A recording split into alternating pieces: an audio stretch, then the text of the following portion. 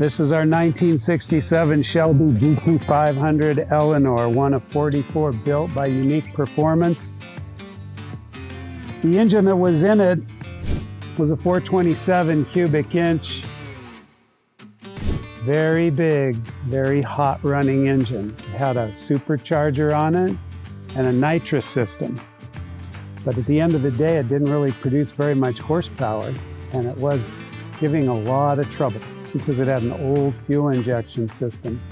Josh, can you explain a little about what that injection system was all about on the old engine?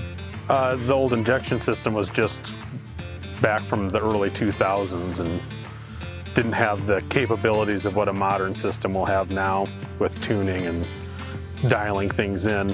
And the big thing was that this customer wants a reliable car, and trying to tune old technology to be reliable is just about impossible. We had the car running. I drove it, had it going pretty fast, and we got it to quit overheating as bad as it was. But then it still wasn't running anywhere near what we would call to be a good running, reliable car where he could take it to a car show and get home. He seems to think it's a good idea. So we're working toward that. So Josh pulled the engine out of this, and Russ, what do we have left here? Well, it looks like the next step is we have a full kit that's going to go in with a subframe. There's some cutting involved on our fairly new painted car, and a bunch of welding involved to put in some closeout panels. And then we also have old work in here where we had old hoses and wires and everything passing through the fender wall. So we're going to go ahead and close all that stuff out, and then we'll repaint the bay. Normally on a car like this, we would take the fenders off and the nose off so that when we did all this cutting, we wouldn't be having the problem of having these fenders in the way.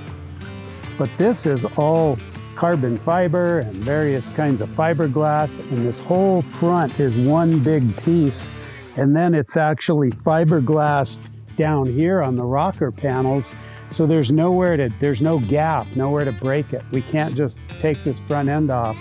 So we're gonna have to do some very precise and careful cutting, because when this car first got here, we repainted it. We did an amazingly beautiful new paint job on the car. And now we're gonna have to work around that too. So the suspension system that we got for this car is gonna strengthen it up quite a bit.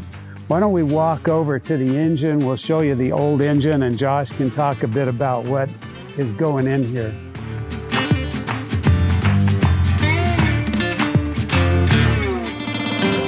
This is the old 427. We had fueling issues that we could correct, and then they would happen again. So we kind of gave up on it, and with the supercharger and everything packed in that tiny engine bay, we could not get it to stay cool. If you were cruising on the highway, we couldn't get it to stay under 200 degrees. So once again, with the customer wanting to drive the car regularly, it was basically a show car that he's trying to drive regularly, if not daily. We couldn't keep a car that's running at over 200 degrees and call it reliable by any means. So that was the big reason for the change. And all of this stuff is suspension components that are going in. These are plates that are going in that engine compartment because we're going to take off the shock towers in there. The new engine is really wide. We're going to reveal that new engine in a few minutes, but it's much wider than what this engine is. And this already occupied the whole space. There wasn't even room to get a wrench in there with that contraption. And then what do we have over here with, this is our new subframe, right? That's the actual subframe. It's Detroit Speed's kit, so it's mostly a bolt-in kit with a lot of modifications to get it to bolt in. Like things that you have to weld. Yeah. This is the actual subframe piece, and it gets clamped around the factory rails, and then all their suspension bolts to that unit, along with, we get engine mounts through them that'll make our motor bolt in to this setup. And it comes with headers as well, which are over here to clear their whole subframe kit with the new motor. And those are a beautiful piece of work, those headers. Those things are, you can see how tight they're put together so that this all fits in. I don't want to have to take them off after they're on, that's for sure. So anyway, these are some of the parts that are going into this project, and these big old engines create so much heat. They're iron block. So that engine block gets hot and it just radiates massive amounts of heat. And if you're driving on the western slope where this customer lives and it's 110 degrees or 100 degrees outside, and you're in a, let's say you're in a parade and you're going slow with this car, this thing's not going to be able to cool off. And it already had a gigantic radiator in it. So what we're going to do is solve these problems by adding some modern technology. All right, let's get this engine opened up. Unbox it.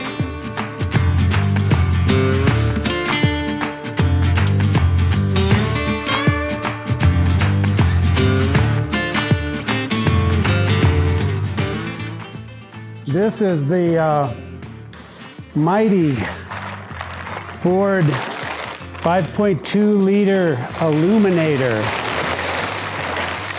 Naturally aspirated. Incredibly cool. Lightweight. Almost 600 horsepower V8 engine that's going to go in the Shelby GT500.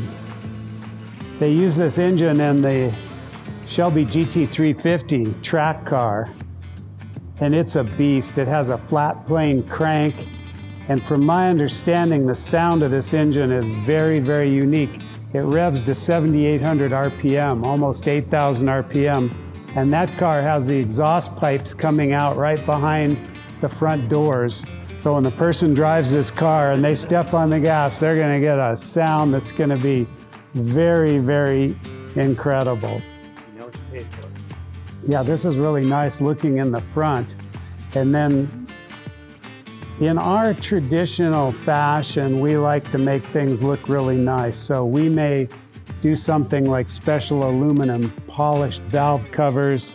The customer wants various things engraved on them.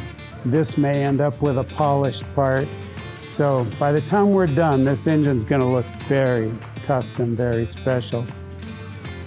So Josh, what do you think we have to go through to get this modern engine to work in that very analog car where there's nothing updated? So basically where you start at is electronics. I end up building basically two separate harnesses. You have the harness in the car that's would normally be a factory harness. In this case, the car is so modified already that we'll be changing all of that as well. And then I build a separate harness for the engine and the controller.